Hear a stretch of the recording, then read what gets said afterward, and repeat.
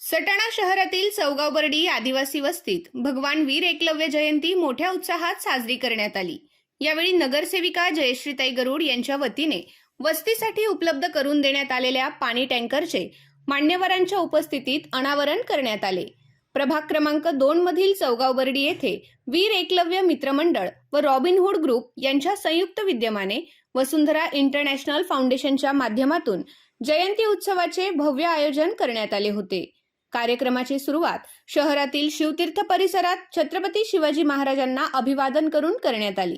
त्यानंतर सजवलेल्या ट्रॅक्टरवर भगवान वीर एकलव्य यांच्या मूर्तीची प्रतिष्ठापना करून बँड पथकाच्या तालावर जल्लोषात भव्य मिरवणूक काढण्यात आली।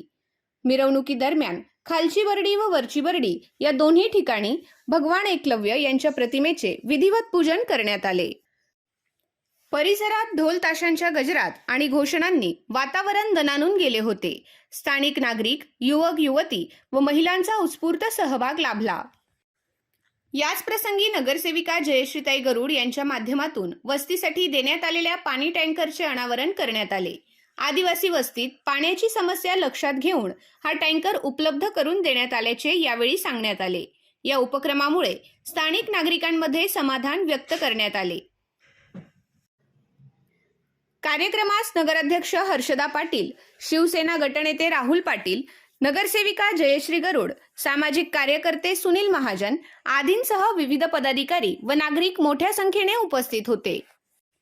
आयोजन समितीच्या वतीने मान्यवरांचे स्वागत करून आभार मानण्यात आले।